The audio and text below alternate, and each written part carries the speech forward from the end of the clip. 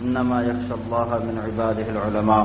صدق الله مولانا العظيم وصدق رسوله النبي الأمي الكريم ونحن على ذلك من الشاهدين والشاكرين والحمد لله رب العالمين.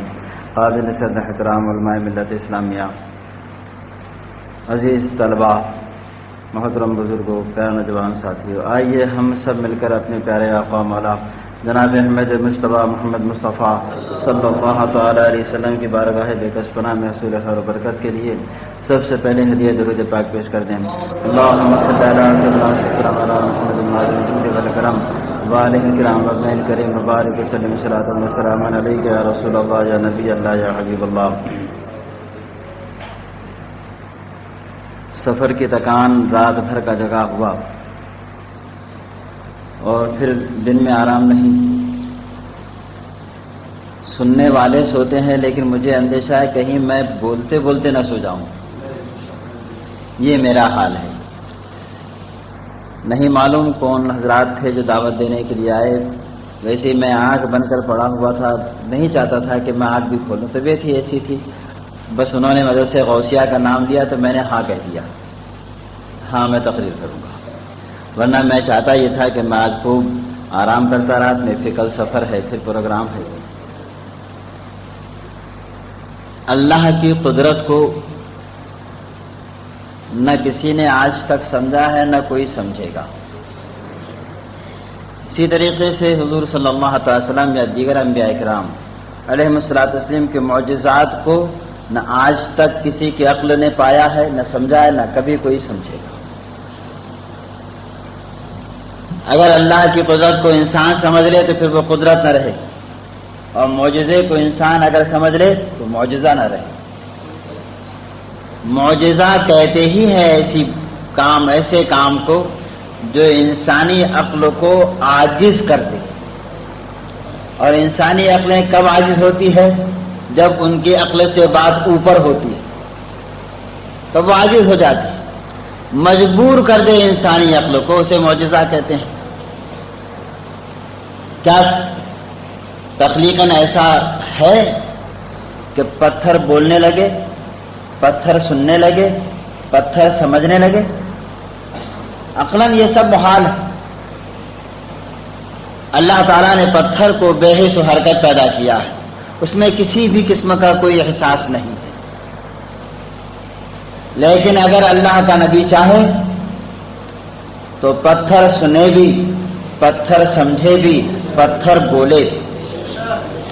اب اگر اس کو کوئی عقل سے سمجھنے لگے کہ پتھر نے سنا کیسا، پتھر نے سمجھا کیسا، پتھر نے بولا کیسا، تو کیا یہ بات عقل میں آ سکے گی؟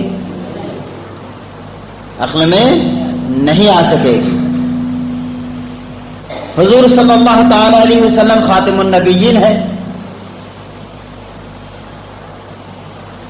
اور سرکار کا زمانہ نبوت انتہا کی صورت میں یہ عالم جب تک ہے تب تک ہے. ابتدا تو سرکار کے زمانے نبوت کی عالم ارواح سے. وَإِذْ أَخَذَ اللَّهُ مِيثَاقَ النَّبِيِّينَ لَمَا آتَيْتُكُم مِّن كِتَابٍ وَحِكْمَةٍ ثُمَّ جَاءَكُمْ رَسُولٌ مُصَدِّقٌ لِّمَا مَعَكُمْ لَتُؤْمِنُنَّ بِهِ وَلَتَنصُرُنَّهُ قَالَ أَقْرَرْتُمْ وَأَخَذْتُمْ عَلَىٰ ذَٰلِكُمْ مِصْرِي قَالُوا أَقْرَرْنَا قَالَ فَاشْهَدُوا وَأَنَا مَعَكُم مِّنَ الشَّاهِدِينَ. اس زمانے سے ہے جبکہ اللہ تعالیٰ نے اجسام کی تخلیق نہیں فرمائی تھی، کسی انسان کو نہیں پیدا کیا تھا. عالم ارواح کی بات ہے، اور عالم ارواح میں اللہ تعالیٰ نے پیارے مصطفیٰ صلی اللہ تعالی وسلم کی رسالت کا اقرار انبیاء سے لیا تھا. تو سرکار کا زمانہ تو اس وقت سے ہے. سرکار خود ہی فرماتے ہیں کنتو انا نبیوں و کنتو نبیوں و آدم بین الماء والطین، کہ ہم تو اس وقت سے نبی ہیں کہ جب آدم علیہ السلام کا پتلا بنایا جا رہا تھا، وہ آب و گل میں تھے، مٹی اور پانی میں تھے، اس وقت سرکار نبی ہیں. اور یہ بھی اصول قدرت رہا ہے کہ نبی جب تک کہ موجود رہے ان کی نبوت کی حقانیت کو ظاہر اور باہر ثابت کرنے کے لیے اللہ تعالیٰ نے ان کے معجزات ان کو عطا فرمائے. جب بھی کوئی منکر آئے ان کے مقابل تو وہ اپنے معجزے سے اس کو ساکت کر دیں، عاجز کر دیں، ماننے پر مجبور کر دیں. لیکن کسی نبی اور رسول کے کوئی معجزے کو اس لیے نہیں باقی رکھا گیا کہ ان کا زمانہ نبوت بھی ختم کر دیا گیا. جب زمانہ نبوت ختم ہو گیا تو ان کے معجزے کے بقا کے سوال ہی پیدا نہیں ہوتا. کیوں باقی رکھا جائے؟ جب نبی کی نبوت کا زمانہ ختم ہو گیا، معجزہ بھی ختم. لیکن پیارے مصطفیٰ صلی اللہ تعالی علیہ وسلم قیامت تک کے لیے رسول ہیں. سرکار نے اگرچہ ہماری اپنی ظاہری آنکھوں سے پردہ فرما لیا ہے، لیکن ضرورت اس بات کی ہے کہ جب زمانہ رسالت موجود ہے تو نبی کا معجزہ بھی موجود رہنا چاہیے. نبی کا معجزہ بھی باقی رہنا چاہیے، اور یہی اصول قدرت رہا ہے. تو پھر آئے دیکھیں کہ پیارے مصطفیٰ صلی اللہ تعالی وسلم کے معجزات کیسے کیسے کہاں کہاں. ایک معجزہ تو ہمارے آپ کے گھروں میں ہے، درسگاہوں میں، مدارس میں ہے، قرآن پاک. قرآن پاک کیوں کر معجزہ، اس کی تفصیل بڑی لمبی ہے، ایک تقریر اس پر الگ سے ہو جائے گی. اور دوسرا معجزہ، اللہ اکبر. میں اپنی طرف سے نہیں کہہ رہا ہوں، میرا زمانے طالب علمی تھا جب میں جامعہ عربیہ ناگپور میں پڑھا کرتا تھا. مولانا عبد المصطفیٰ صاحب اعظمی قبلہ علیہ رحمت و رضوان مدعو کیے گئے تھے، تو حضرت نے اپنی تقریر کے دوران میں ایک بات بیان فرمائی تھی کہ جب میں حج کے لیے جانے لگا تو سرکار سیدی مفتی اعظم ہند علیہ رحمت و رضوان کی بارگاہ میں حاضر ہوا، اور جس وقت یہ بات وہ کہہ رہے تھے سرکار مفتی اعظم قبلہ بھی موجود تھے. مسجد کچھیان اتواری بازار ناگپور میں یہ پروگرام تھا. تو حضرت کی بارگاہ میں پہنچا تو حضرت سے میں نے کہا کہ حضور میں حرمین طیبین حاضری کا ارادہ کر رہا ہوں، تو وہاں کے علماء کے لیے تعارفی طور پر کچھ تحریر مجھ کو عطا فرما دیجیے. تو سرکار مفتی اعظم ہند علیہ رحمت و رضوان نے بہت مختصر تحریر دی تھی، اور کیا لکھ کر دیا تھا؟ ھذا العالم تلمیذ و تلمیذ امام احمد رضا. یہ عالم امام احمد رضا کے شاگرد کا شاگرد ہے. اتنا رقہ تھا. فرماتے ہیں کہ جب میں حرم شریف میں پہنچا، غالباً مولانا عبد القادر صاحب طرابلسی علیہ رحمت و رضوان کا نام لیا تھا. وہ حرم شریف میں درس حدیث دیا کرتے تھے. ان کی بارگاہ میں پہنچا. جب حضرت درس سے فارغ ہوئے، میں سرکار مفتی اعظم ہند علیہ رحمت و رضوان کا وہ چھوٹا سا رقہ، چھوٹی سی تحریر ان کی خدمت میں پیش کی. جیسے ہی اس تحریر کو پڑھا ہے، فوراً اٹھ کر کھڑے ہوئے اور مجھ کو اپنے سینے سے لگایا، میری پیشانی کو بوسہ دیا، میرے ہاتھوں کو بوسہ دیا، میرے کندھوں کو بوسہ دیا، اور بوسوں کے ایسی بھرمار کہ میں تو پریشان ہو گیا. فرماتے ہیں میں پریشان ہو گیا. اور پھر جب بیٹھے ہیں تو امام احمد رضا فاضل بریلوی علیہ رحمت و رضوان کا تذکرہ نکل پڑا. حرمین فتاوی حسام الحرمین شریف میں ان کی سب سے آخر تصدیق ہے. جو علماء حرمین طیبین نے اپنی تصدیقات لکھی ہیں تو سب سے آخری تصدیق ہے ان کی مولانا عبد القادر صاحب طرابلسی رحمۃ اللہ تعالی علیہ کی.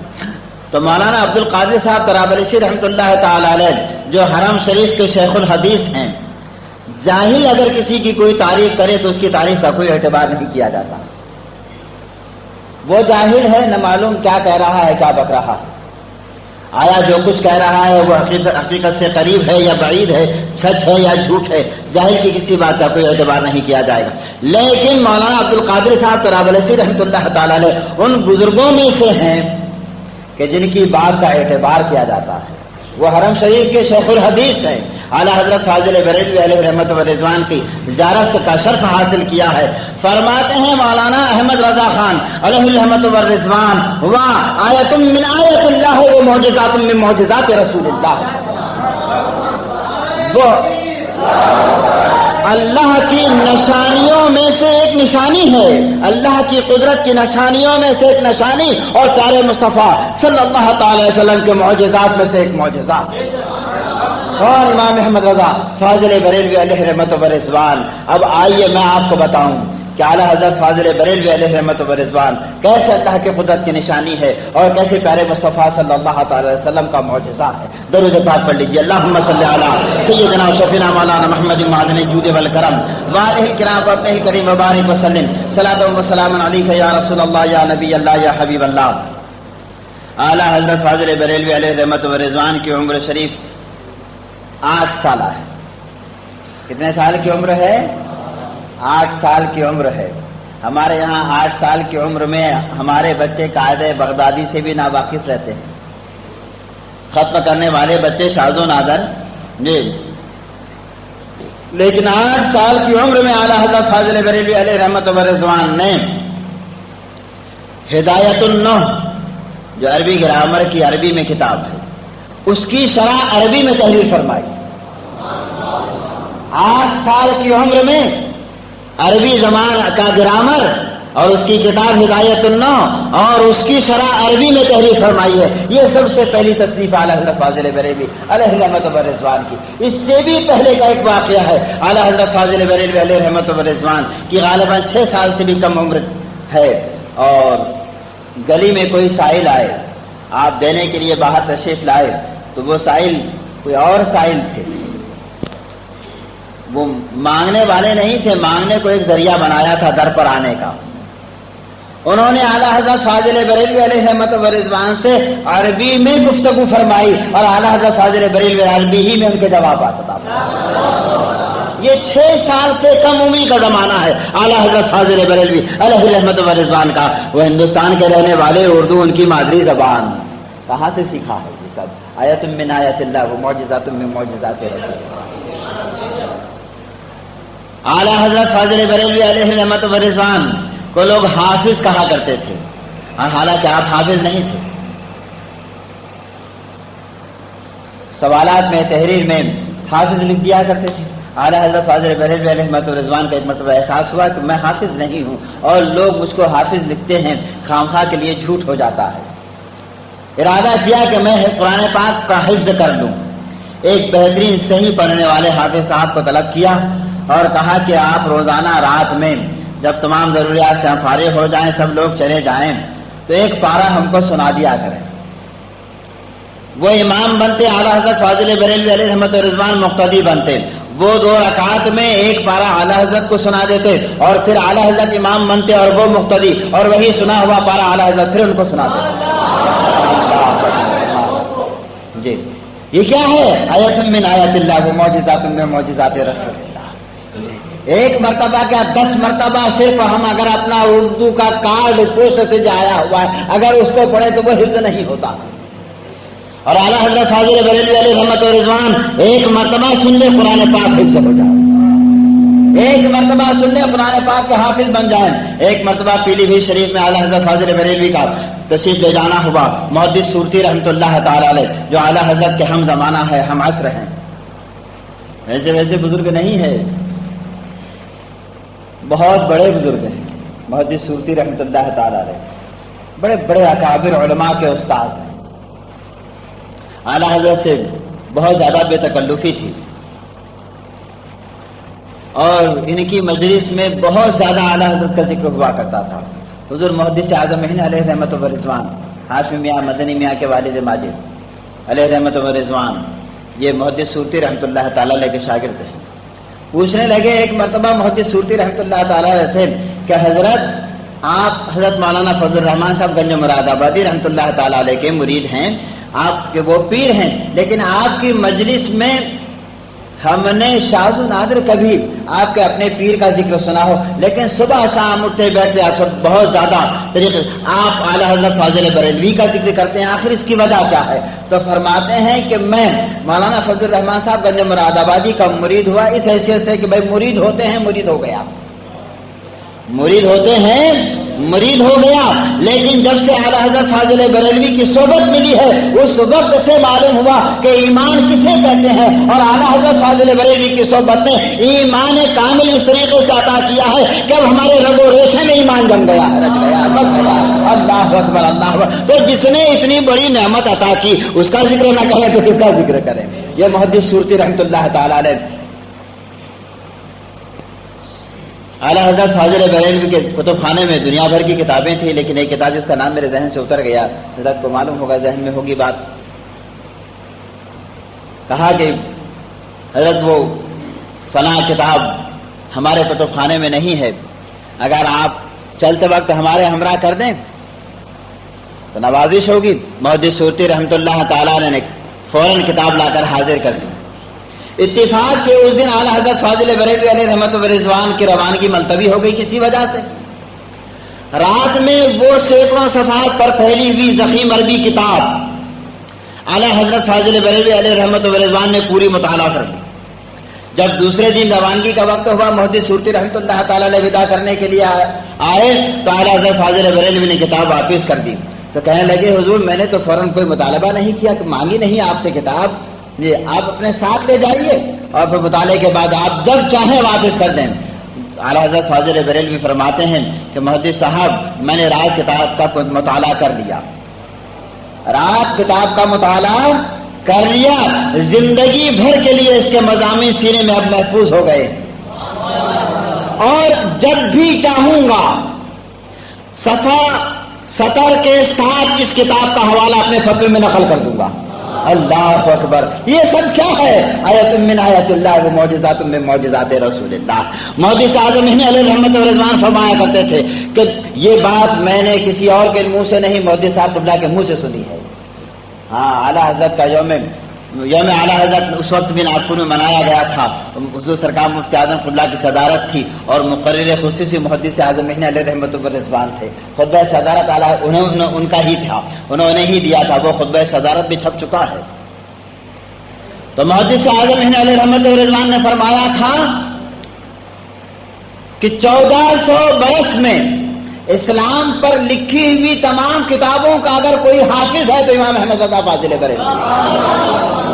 ایک دو کتاب کے حافظ نہیں ہے. محدث اعظم علیہ رحمت و رضوان کا کہنا ہے، جو ان کے صحبت یافتہ ہے، جو ان کے تربیت یافتہ ہے، ان سے فیض پائے ہوئے ہیں، وہ کہہ رہے ہیں کہ 1400 برس میں اسلام پر لکھی ہوئی کتابوں کا اگر کوئی حافظ ہے تو امام احمد رضا فاضل بریلوی ہے. چلتا پھرتا کتب خانہ ہے. اللہ، یہ سب کیا ہے؟ آیت من آیات اللہ وہ معجزات من معجزات رسول اللہ ہے. اللہ کی قدرت کی نشانی ہے اور پیارے مصطفیٰ صلی اللہ علیہ وسلم کا معجزہ ہے. محدث اعظم علیہ رحمت و رضوان فرماتے ہیں کہ میں چونکہ حساب کتاب میں نے اسکول میں پڑھا لکھا تھا تو اکثر و بیشتر اعلیٰ حضرت کی خدمت میں جب قارئ افتاء یہ سیکھتے تھے، فتویٰ نویسی کا کام سیکھتے تھے، تو میراث کے مسائل جو ہوا کرتے تھے وہ میرے ہی سپرد کیے جاتے تھے. ایک سوال آیا 15 پشتوں کا.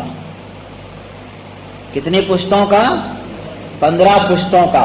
15 پشت پہلے ایک موری سے اعلیٰ کا انتقال ہوا، اس نے اپنے اتنے ورثہ چھوڑے، پھر ان میں سے ہر ایک نے اتنے ورثہ چھوڑے، بیٹے اتنے، بیٹیاں اتنی، پھر ہر ایک وارث نے اتنے ورثہ چھوڑے، بیٹے اتنے، بیٹیاں اتنی، سینکڑوں نام. ایک پشت کی بات نہیں ہے، 15 پشت کی بات ہے. اعلیٰ حضرت فاضل بریلوی نے وہ فتویٰ میرے سپرد کیا، وہ سوال میرے سپرد کیا اور کہا کہ اس کا جواب لکھ کر لاؤ. 3 شب و روز کی مسلسل محنت کے بعد میں جواب تیار کر کیونکہ تمام جتنے بھی لوگ کہاں وہاں قارئ افتاء سیکھتے تھے، سیکھنے والے کیسے تھے؟ اللہ اکبر اللہ اکبر. بعد کے وہ سب بڑے صدر الشریعہ جی ملک العلماء، ایسے بزرگ، صدر اللہ فاضل، محدث اعظم ہند مولانا سید احمد صاحب کچھوچوی علیہ رحمت و رضوان، ایسے بزرگ. تو عصر کی نماز کے بعد میں وہ سوال جواب لے کر اعلیٰ حضرت کی خدمت میں حاضر ہوا. اب میں سوال پڑھ رہا ہوں، اعلیٰ حضرت کی انگلیاں حرکت میں، اور جب میں پورے 15 پشت کے نسب نامے کو پڑھ چکا تو اعلیٰ حضرت فرماتے ہیں فلاں کو اتنا، جو میں کہہ رہا ہوں اس کا جواب آپ اپنے جواب سے ملاتے رہیے. فلاں کو اتنا، فلاں کو اتنا، بیٹے کو اتنا، بیٹی کو اتنا، فلاں کے بیٹے کو اتنا، فلاں کی بیٹی کو. یا اللہ، فرماتے ہیں کہ 15 پشتوں کے تمام افراد کا حصہ اعلیٰ حضرت فاضل بریلوی نے میں بتا دیا. اب میں حیرت میں نے استسقا چارپائی پر رکھ دیا، ہاتھ جوڑ کر کھڑا ہو گیا، سرکار اس علم سے کوئی حصہ عطا فرما دیجیے.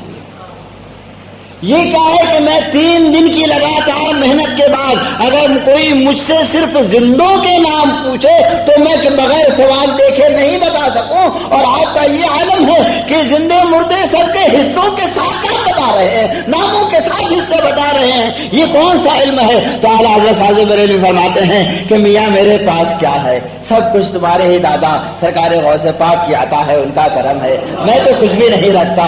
اللہ اکبر اللہ. محدث اعظم علیہ رحمت و رضوان فرماتے ہیں کہ میرے لیے اعلیٰ حضرت کا یہ فرمانا ایک تعزیانے سے کم نہ تھا کہ لوٹنے والے لوٹ کر خزانے والے بن گئے. یہ محدث اعظم ہند کے الفاظ ہیں. لوٹنے والے لوٹ کر خزانے والے بن گئے اور میں پدرم سلطان بوجھ کے نشاہی میں پڑا رہا.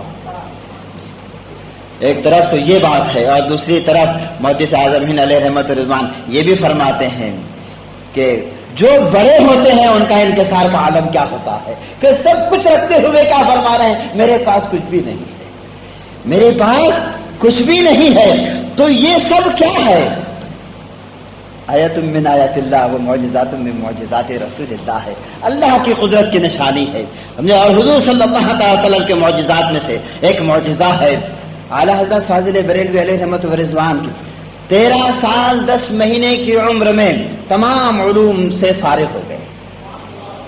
13 سال 10 مہینے کی عمر ہے, تمام علوم سے فارغ ہوئے اور اسی وقت ایک فتویٰ آیا تھا رضاعت کے متعلق.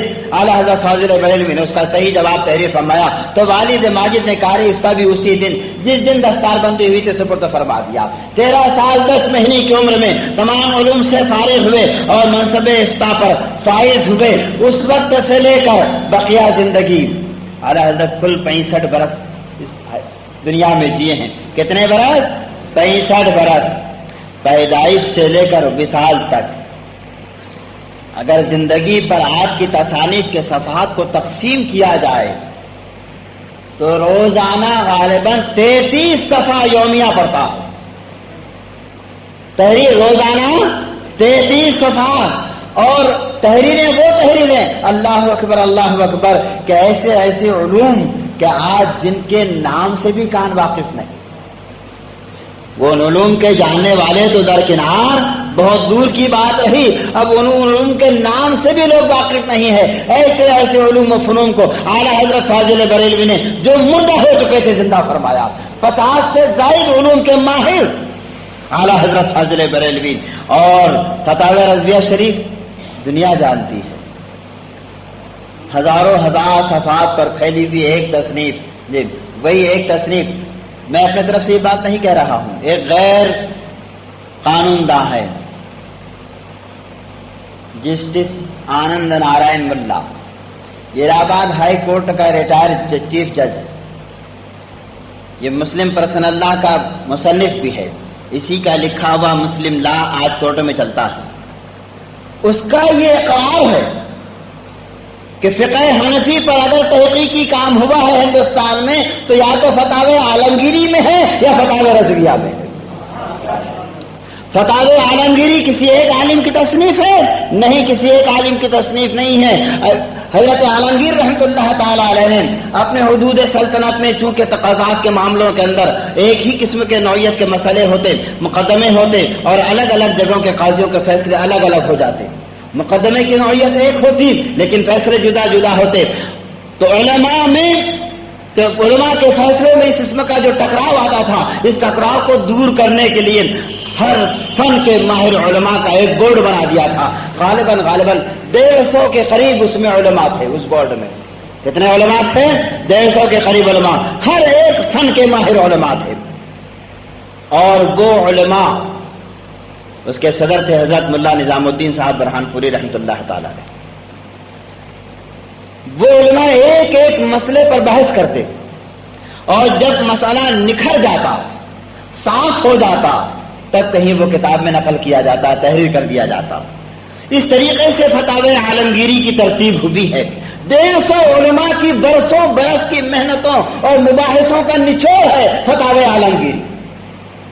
ایک طرف وہ ہیں اور ایک طرف فتاوی رضویہ ہے. کون ہے؟ تنہا امام احمد رضا فاضل بریلوی ہے.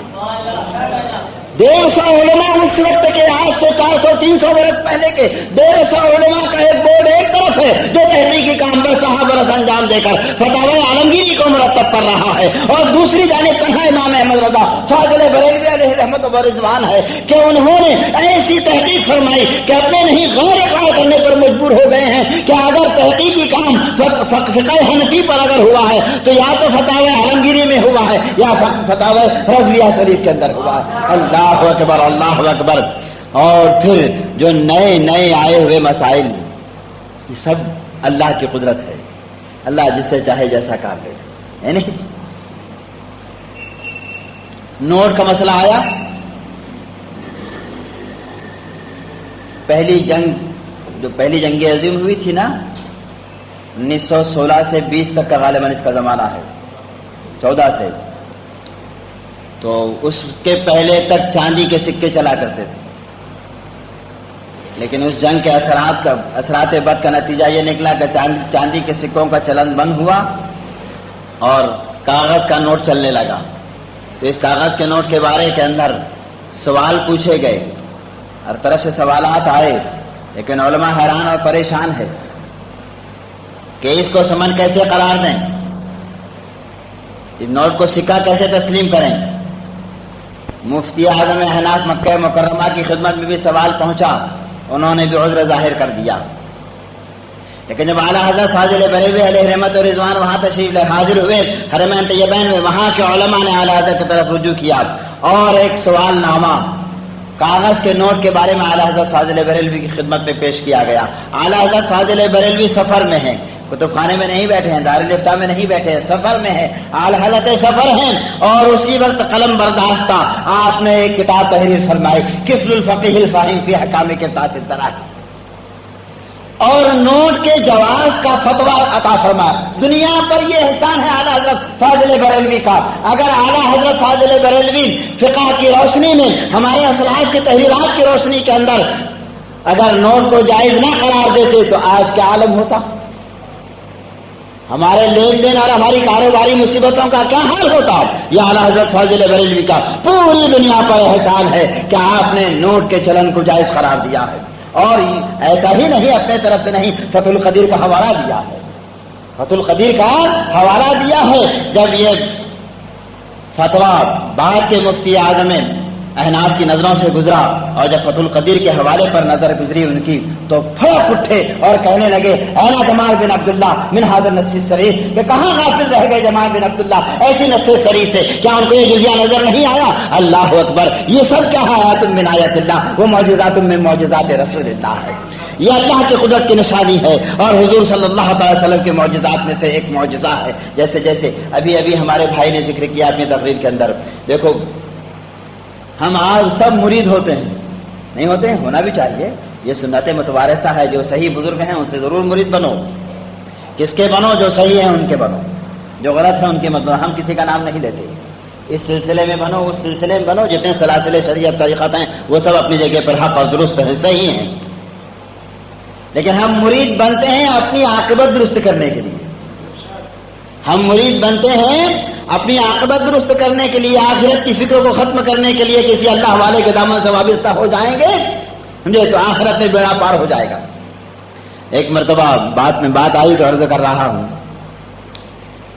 کہ پیر جماعت علی شاہ صاحب محدث علی پوری رحمۃ اللہ تعالی علیہ، یہ تقسیم ہند و پاک کے پہلے کے بزرگوں میں سے ہے، اور حضرت شاہ علی حسین صاحب اشرفی میاں قبلہ رحمۃ اللہ تعالی علیہ، یہ دونوں بزرگ ایک مجلس میں موجود تھے۔ شاہ علی حسین صاحب قبلہ رحمۃ اللہ تعالی علیہ یہ کون ہیں؟ سید مختار اشرف صاحب جو کچھور شریف سے یہاں تشریف لاتے ہیں نا، ان کے دادا جان، ان کے والد سید احمد اشرف جو اعلیٰ حضرت کے مرید اور اعلیٰ حضرت کے خلیفہ اور شاگرد، اور ان کے والد حضرت اشرفی میاں صاحب قبلہ شاہ علی حسین صاحب قبلہ رحمۃ اللہ تعالی علیہ، ہم شبیہ غوث پاک، یہ دونوں بزرگ ایک مجلس میں بیٹھے ہوئے تھے۔ اب بزرگوں میں مزاح آپس میں ہوا کرتا ہے، تو حضرت اشرفی میاں صاحب قبلہ رحمۃ اللہ تعالی علیہ پوچھنے لگے پیر جماعت علی شاہ صاحب سے کہ حضرت کتنے مرید ہیں؟ کہنے لگے رجسٹر دیکھ کر بتائیں گے کتنے مرید ہیں۔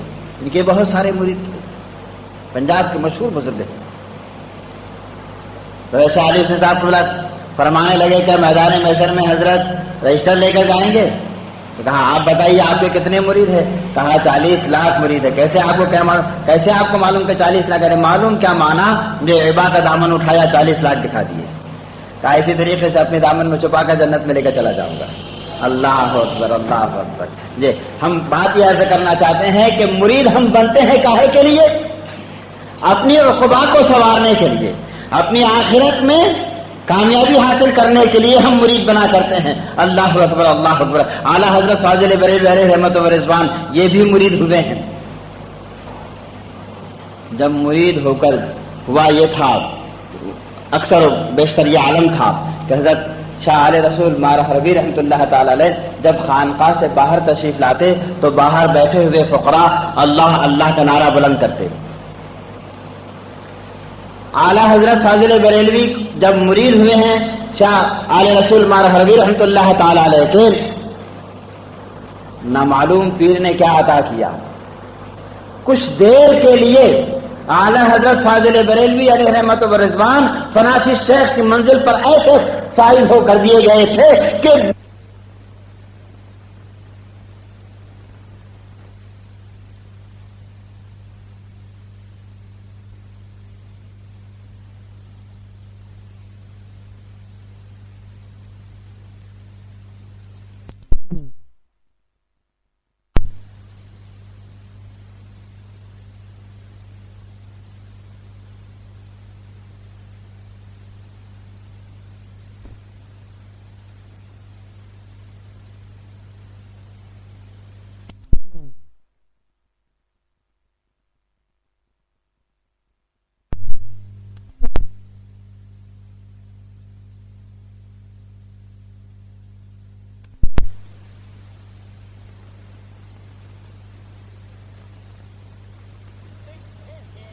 اللہ اکبر اللہ اکبر.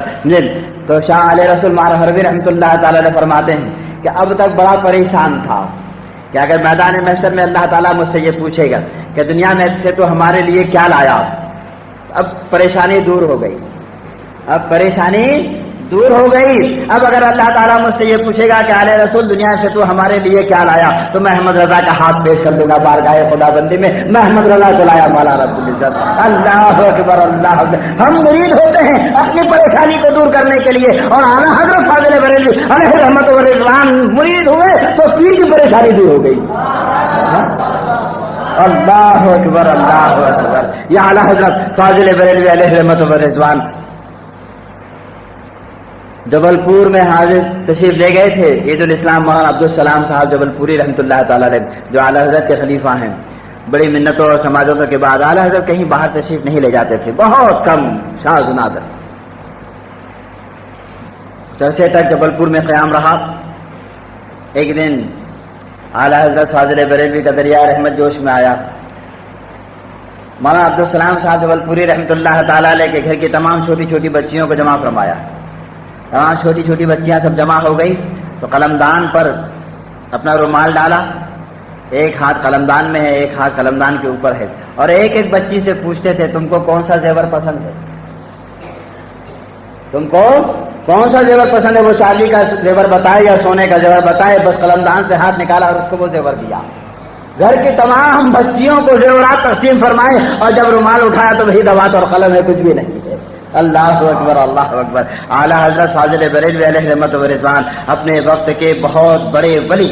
بلکہ میں تو یہ عرض کروں گا جیسا کہ شاہ مجدد الفسانی رحمۃ اللہ تعالیٰ نے بھی اس چیز کو تحریر فرمایا ہے کہ جو مجدد وقت ہوتا ہے اس کی بارگاہ میں اس وقت کے تمام اولیاء رجوع لاتے ہیں. اگرچہ وہ غوث وقت بھی ہو اس وقت کا تو وہ بھی رجوع لائے گا مجدد اعظم کی خدمت میں. جو مجدد وقت ہوگا اس کی بارگاہ کے اندر حضرت شاہ علی حسین صاحب اللہ رحمۃ اللہ تعالی علیہ کو لوگ جو بھی عقیدت میں کہتے ہوں اور جو بھی ان کا منصب اور مقام ہو، بہر صورت ان کی بزرگی میں ہمیں کوئی کلام نہیں ہے. وہ بزرگ ہیں، ہم سبھی ہیں، غوث اعظم رضی اللہ تعالیٰ عنہ ہیں.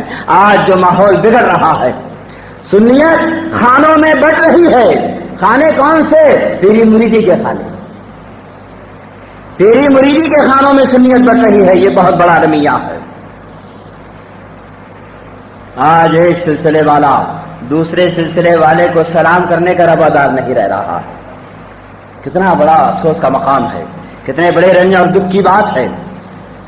اس وقت کو دیکھو جب شاہ علی حسین صاحب قبلہ رحمۃ اللہ تعالی علیہ جو ہم سبھی غوث اعظم ہیں، کچھو شاہ کے مسلمہ بزرگ ہیں، ان کے اور اعلیٰ حضرت فاضل بریلوی کے کیسے تعلقات ہیں. اعلیٰ حضرت فاضل بریلوی علیہ رحمت و رضوان کی خدمت میں اپنے نور نظر سید احمد اشرف کو بھیجتے ہیں کہ ان کی تربیت فرمائیے. اپنے نواز سے محدث اعظم ہند کو بھیجتے ہیں کہ حضور ان کی تربیت فرمائیے. اپنے دونوں نقطۂ جگر کو بھیج رہے ہیں کہ ان کی بارگاہ میں، اعلیٰ حضرت فاضل بریلوی کی بارگاہ کے اندر. کہے کے لیے؟ تربیت کے لیے۔ سرکار ان پر خاص نظر کرم فرمائیے، ان کی تربیت فرمائیے، ان کو قارئ افتاح سکھائیے، ان کو دینی علوم و فنون عطا کیجیے۔ اگر ان کے آپس میں کوئی ضرورتیں ہوتی معاذ اللہ ثم معاذ اللہ تو اپنے بیٹوں کو اعلیٰ حضرت کی خدمت میں بھیجتے؟ ہاں، اپنے بیٹوں کو تربیت کے لیے اعلیٰ حضرت کی خدمت میں بھیجا جاتا؟ واللہ العظیم کبھی نہیں ہے ایسا، کبھی نہ ہوا ہے نہ ہوتا۔ میرے دوستو، آج مسلک اعلیٰ حضرت کے نام سے لوگوں کو چل لگ رہا ہے۔ ہاں، لوگ اس لفظ کو برداشت کرنے کے لیے تیار نہیں ہو رہے ہیں، لیکن یہ کب ہونے لگا ہے؟ جب سے اکابرین نے آنکھیں بند کر لی ہے، جب سے وہ دنیا سے تشریف لے گئے تو ان چھوٹوں کو زکام ہو گیا۔ تھی کسی کی مجال جو محدث اعظم ہند کے سامنے ایسی بات کرتا؟ تھی کسی کی مجال جو صدر افاضل کے سامنے ایسی بات کرتا؟ تھی کسی کی مجال جو صدر شیعہ کے سامنے ایسی گفتگو کرتا؟ ہے کوئی ایسا جو حضرت شیر بحث سنت کے سامنے ایسی بات کرنے کی ہمت کرتا؟ تھا کوئی ایسا جو برہان ملت کے سامنے ایسی بات کرتا؟ یہ سب بزرگ تشریف لے گئے، اب میدان خالی ہوا تو اب چھوٹوں کو بھی بڑے پن کی ہوس چل رہی ہے۔ کاہے پر حملے ہو رہے ہیں؟ مسلک اعلیٰ حضرت پر، معاذ اللہ استغفر اللہ۔ وہ مسلک جو آج حق کی علامت ہے، جو حق کی پہچان ہے۔ میرے دوستو، مسلک اعلیٰ حضرت کا مطلب یہ نہیں ہے کہ کوئی نیا طریقہ ہے، یہ کوئی نیا مذہب ہے، یہ کوئی نیا مسلک ہے۔ واللہ العظیم نہ ایسا کبھی تھا نہ ایسا کبھی ہوگا۔ مسلک اعلیٰ حضرت وہی طریقہ ہے، وہی مسلک ہے، وہی مذہب ہے جو اسلاف سے آج تک چلا آیا ہے۔ لیکن ہر زمانے میں مسلک کو ذاتوں سے پہچانا گیا ہے، مسلک کو ہمیشہ ذاتوں سے پہچانا گیا ہے۔ جب میدان کربلا میں معرکہ آرائی کی نوبت پہنچی، دونوں طرف کون تھے؟ کلمہ پڑھنے والے ہی تو تھے نا، نمازیں پڑھنے والے ہی تو تھے نا۔ اذانیں دی جا رہی تھی کہ نہیں دی جا رہی تھی؟ نمازیں با جماعت پڑھی جا رہی تھی کہ نہیں پڑھی جا رہی تھی؟ یہاں بھی اذانیں ہیں، وہاں بھی اذانیں ہیں، یہاں بھی نمازیں ہیں، وہاں بھی نمازیں ہیں، یہاں بھی قرآن کی تلاوت ہے، وہاں بھی قرآن کی تلاوت ہے۔ یہاں کس ذات سے آپ مسلک کو پہچانو گے کہ کون سا گروہ حق پر ہے؟ نمازوں سے پہچانو گے تو نہیں، نمازوں سے پہچان نہیں ہوگی۔ تلاوت سے پہچانو گے نہیں، تلاوت سے یہاں پہچان نہیں ہوگی۔ اذان سے پہچانو گے نہیں، اذان سے یہاں پہچان نہیں ہوگی۔ یہاں پہچانا جائے گا تو ذات سے پہچانا جائے گا۔ کدھر ہے امام علی مقام؟ جدھر ہے امام علی مقام حق ادھر ہے۔ کس سے پہچانا آپ نے حق کو؟ ذات سے پہچانا آپ نے حق کو۔ تو امام علی مقام رضی اللہ تعالیٰ عنہ کی ذات اس وقت حق کی پہچان، حق کا علم تھا، حق کا نشان تھا۔ مذہب تو اپنی جگہ پر ہے، لیکن مذہب حقہ کی پہچان امام حسین رضی اللہ تعالیٰ عنہ کی ذات گرامی تھی۔ اس کے بعد جب معمونی فتنہ اٹھا، معتزلیوں نے خلق قرآن کا فتنہ جگایا، حکومت میں کے دباؤ میں آ کر بہت سارے علماء حکومت کے ہمنوا بن گئے۔ سب کی بولی قرآن و حدیث کی ایک تھی، نمازوں میں کوئی اختلاف نہیں تھا، نمازوں میں کوئی اختلاف تھا، کلمے میں کوئی اختلاف تھا، کوئی اختلاف نہیں تھا۔ جو ایک عقیدے کی بات تھی اور اس میں اختلاف تھا، تو وہاں حق کو کس سے پہچانا گیا؟ نماز سے پہچانا گیا؟ قرآن حدیث سے پہچانا گیا؟ نہیں، ذات سے پہچانا گیا۔ کدھر ہے امام احمد ابن حنبل؟ جدھر ہے امام احمد ابن حنبل حق ادھر ہے۔ امام احمد ابن حنبل اس زمانے کے اندر حق کی علامت تھے، حق کی نشانی تھے، ان کی ذات سے حق کو پہچانا گیا۔ ہندوستان کے اندر جب اکبری فتنہ اٹھا، دین الہی کے نام سے اس نے ایک نیا مذہب نکالا تھا نا اکبر نے، ایک نیا مذہب۔ جی، اس وقت کون تھے جو حق کی علامت بنے؟ حضرت مجدد الفسانی رحمۃ اللہ تعالیٰ علیہ تھے۔ حضرت مجدد الفسانی رضی اللہ تعالیٰ عنہ کے ذات سے حق کو پہچانا گیا۔ جدھر مجدد الفسانی ہے وہی مذہب حق ہے، وہی مسلک حق ہے۔ اور جب ہندوستان کے اندر وہابیت آئی، اسماعیل دہلوی نے تقویۃ الایمان لکھی دہلی کی جامع مسجد میں۔ کس نے مناظرہ کر اسماعیل دہلوی کو لاجواب کیا تھا؟ علامہ فضل حق خرابادی رحمۃ اللہ تعالیٰ نے مناظرہ کر اس کو لاجواب کیا تھا، اس کو ساکت کیا تھا۔ اس وقت حق کو کس کے ذریعے سے پہچانا گیا؟ علامہ فضل حق خرابادی رحمۃ اللہ تعالیٰ علیہ کے ذریعے سے پہچانا گیا۔ کبھی حق کی پہچان امام حسین کے ذریعے سے ہوئی، مذہب وہی رہا، مذہب بدلا نہیں بدلا۔ کبھی حق کی پہچان امام احمد ابن حنبل کے ذریعے سے ہوئی ہے تو مذہب بدلا، مسلک بدلا نہیں، مذہب نہیں بدلا، مسلک نہیں بدلا۔ کبھی حق کی پہچان علامہ فضل حق خیرآبادی سے ہوئی، مجدد الفسانی سے ہوئی، اور جب پھر وہابیت نے چولا بدلا، دیوبندیت کے روپ میں آئی. ہاں اعلیٰ حضرت فاضل بریلوی نے کسی ایک بد مذہب کا مقابلہ نہیں کیا ہے. اگلے اسلاف کے زمانے میں ایک ایک گمراہی کا مقابلہ ہوا، لیکن اعلیٰ حضرت کا زمانہ فتنوں کا زمانہ. چکڑالوی وہ حملہ آور ہیں، نیچری وہ حملہ آور ہیں، غیر مقلد وہ حملہ آور ہیں، بنانے تقلید وہابیت وہ حملہ آور ہے. مختلف فرقے ہیں، مختلف باطل جماعتیں ہیں، اور وہ سب حملہ آور ہیں. کس پر حملہ آور ہیں؟ اہل سنت پر حملہ آور ہیں.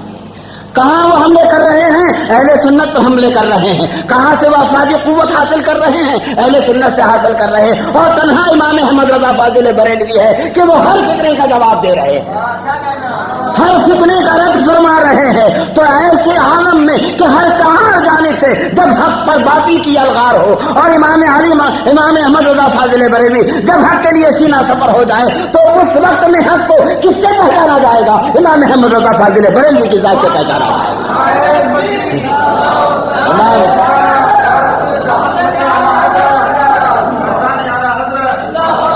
اعلیٰ حضرت نے کوئی نیا مسلک نہیں ایجاد کیا، کوئی نیا مذہب نہیں ایجاد کیا، بلکہ اسلاف سے آئے ہوئے مذہب کی حفاظت فرمائی، اس کی صیانت فرمائی، اور باطل کا منہ توڑ جواب دیا. اور ایسا جواب دیا کہ باطل آج بھی تڑپ رہا ہے، آج بھی تڑپ رہا ہے. ارے وہابی نجدی جو ہیں یہ بریلوی ہی کے نام سے کیوں چڑھتے ہیں جی؟ بریلوی میں عرس ہوتا ہے اس لیے چڑھتے ہیں کیا؟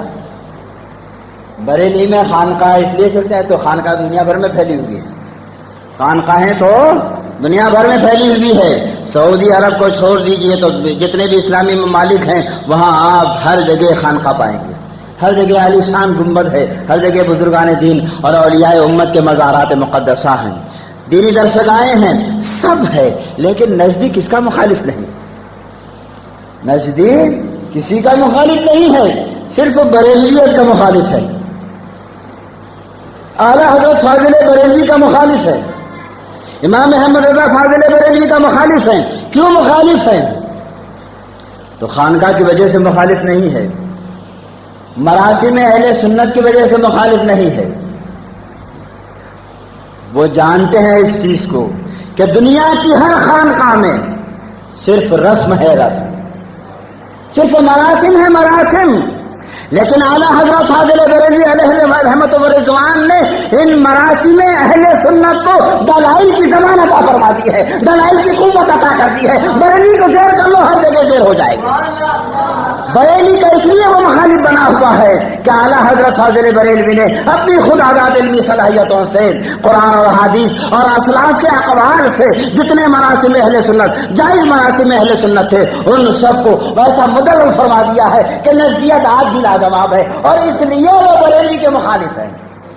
ورنہ عرس کے مخالف ہوتے تو سید احمد بدوی رحمۃ اللہ تعالی علیہ، جن کا آستانہ مصر میں ہے، حج کے بعد دنیا میں سب سے بڑا میلہ وہاں لگتا ہے.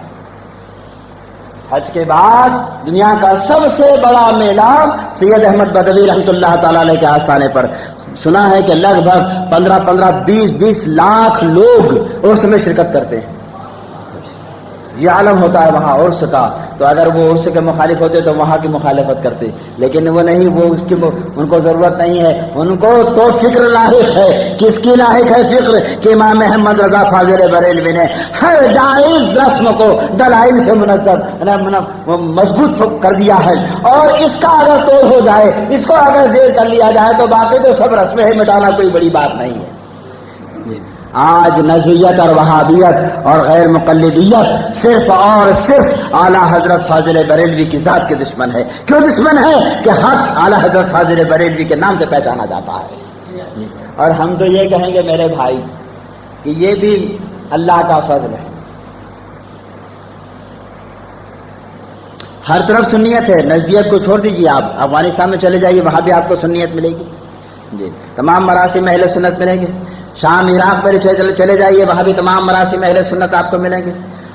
فلسطین اور مصر میں چلے جائیے، سوڈان اور لیبیا، الجزائر، مراکش میں چلے جائیے، ہر طرف آپ کو مراسم اہل سنت ملیں گے. اعلیٰ حضرت فاضل بریلوی علیہ رحمت و رضوان پر یہ بھی اللہ کا کرم ہے انہوں نے اولیاء کی دشمنی میں انہوں نجدیوں نے اولیاء اللہ کے مزارات پر حاضری کو بدعت قرار دیا، ان سے استمداد کو شرک قرار دیا؟ نہیں قرار دیا۔ حضور صلی اللہ تعالی وسلم کے روضہ انور کی حاضری کے قصداً روضہ انور کی حاضری کو بھی انہوں نے حرام قرار دیا، معاذ اللہ استغفر اللہ۔ لیکن اعلیٰ حضرت فاضل بریلوی علیہ رحمت و رضوان پر ان تمام اللہ والوں کی نظر عنایت ہے۔ جہاں بھی کوئی سنی اگر محبوب الہی کی بارگاہ میں پہنچا تو غیروں نے دیکھا تو کیا کہا؟ بریلوی ہے۔ اجمیر مقدس میں دیکھا تو کیا کہا؟ بریلوی ہے۔ بغداد میں دیکھا تو کیا کہا؟ بریلوی ہے۔ اور مدینہ طیبہ میں اگر مصطفیٰ جان رحمت پہ لاکھوں سلام پڑھتے دیکھا تو وہاں بھی کہا بریلوی ہے۔ ارے حق تو مدینہ منورہ سے پہچانا جانا چاہیے نا، بغداد مقدس سے پہچانا جانا چاہیے نا، اجمیر معلیٰ سے پہچانا جانا چاہیے نا، دہلی شریف سے پہچانا جانا چاہیے نا، لیکن یہ ہر جگہ بریلوی سے ہی کیوں پہچانا جا رہا ہے؟ یہ اس لیے پہچانا جا رہا ہے کہ ان تمام اللہ والوں نے اپنے طرف سے اعلیٰ حضرت فاضل بریلوی کو یہ اعزاز بخشا ہے، اے امام احمد رضا تم نے ہماری عزت اور ناموس کی حفاظت کی ہے، اب ہمارے طرف سے تم کو یہ اعزاز دیا جاتا ہے کہ تمہارا ماننے والا جہاں بھی جائے گا ہمارے نہیں تمہارے نام سے پہچانا جائے گا، تمہارے نام سے جانا جائے گا۔ تو آج تو اعلیٰ حضرت فاضل بریلوی کی ذات حق کے لیے کسوٹی بنی ہوئی ہے، علامت بنی ہوئی ہے، پہچان بنی ہوئی ہے، جو اعلیٰ حضرت کا ہے وہ حق کا ہے۔